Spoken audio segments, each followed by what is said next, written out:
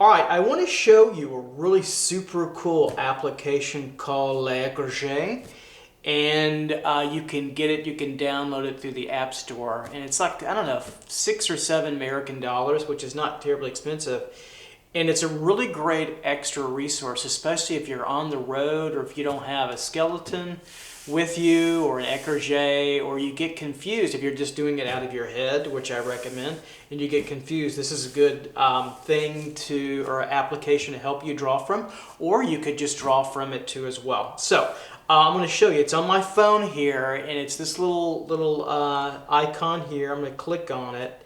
It brings up that book, and then it goes right to the material. Now, what's so cool about this is you get, where have you noticed this before? You've noticed Houdon sculpture in the lessons and lectures here, and you can move this 360 degrees. You can go upside down, like if you wanted to do a leg upside down, or the buttock, or whatever it is you wanted, you know, maybe the back in a different view, or floating, or foreshortening. Look how cool, super cool that is. And you can manipulate that. You guys will figure it out. You guys will figure it out really quickly, and then work on your forms this way. This is a great tool that, quite frankly, they didn't have in the 18th, 19th century, and really beyond that to the Renaissance, Baroque.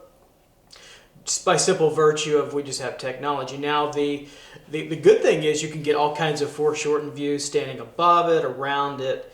The bad news is, you know, you got to draw well to get you know, the most out of it. But it's really wonderful. Now let me show you a couple things. You can go to the head, and so you can click on the head and go deeper into the head, and you can get a multitude of poses. You can screen save these, you know, by pushing your on button, power button, and then the thumb button here at the same time, and that will give you a screenshot. So there's the head in 360, and you can pull out, you can pull in. How cool is that? And you can do just the torso, and you can go in deeper to the pectorals, or the abdominis, rectus abdominis, or the obliques, or the serratus anterior, lats, and all that good stuff, tensor fascia lata, glutes and all that. Or you can go deeper, much deeper into the arm. By the way, I didn't use these when I was doing all of our lessons. I had it, but I wanted to wait until a little bit later on. And you can work on these really nicely. You can work on your extensors, radiobrachialis, extensor carpi, radialis longus, and you get the idea. It even has the retinaculum bands that I didn't necessarily include. And you can get underneath to the coracobrachialis. So you can name these, etc. It's got the foot and the leg. How cool is that? And then different configurations. You get that in nice undercut views. So if you're already drawing really, really well three-dimensionally, this is a great tool. If not, I suggest you work from Representation Live, or you master three-dimensional drawing before you hit anatomy. Now, a couple things that are really cool. Let's go back to a torso. You can go into, it's got HEBS, Houdon, then it's got different names, the Eaton naming, and it's got all of the names here.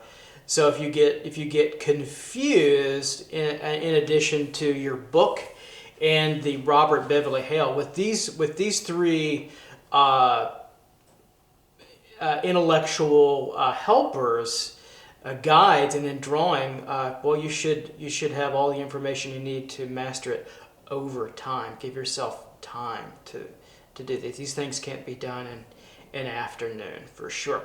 So this is nice. You've got naming, then it goes into the BAMs, which is pretty good here. It's a little more volumetric, which is also great. And then you have the S, which is just the skeleton too as well. Underneath, and you can relatively see the muscle forms in there. How cool is that? Now, if you want information on something, let's go to the Serratus Anterior. Let's go back to torso here, and into Eaton. Let's go back to the torso and say we want some information on one of my favorite muscles, the Serratus Anterior, those finger-like muscles that fit into the groove with the obliques, that originate from the undercut of the fossa of the scapula and come around. All right, so we can push I and then go down alphabetically here to the right and go down to S, and we can look A, SA, Serratus Anterior, and then you get all this cool information. It's got diagrams. How cool is that? and you get locations. And so it's like having a book inside here. So this is a really, really wonderful app done by a couple of interesting folks. Scott Eaton, I think, is one of them, I believe. But anyway, it's not expensive. It's a great tool. It's a drawing tool, learning tool for anatomy. I think you'll be very happy and pleased to have it. And I have my students that I've shown this have just gaped at how cool it is. And you know, if you needed a really, like for instance, this is what makes it so cool. If you needed a foreshortened view of the back floating, something like that, here you have the glutes and you have the lats, the traps, the sacrospinalis, right, the iliocostalis, the longissimus, the spinalis, all that good stuff. Look at the shoulder window, the rhomboids, the infraspinatus, supraspinatus, teres major, minor, there, the rhomboids, all that good stuff, deltoids. So I think you get the idea. So let's go back home.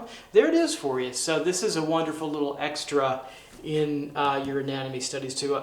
This will probably be obsolete in 5 to 10 years, maybe not. So regardless, it's a good tool for now. 2019 in June. Okay? All right. I'll see you guys soon with another lesson. You guys take care out there. Bye-bye.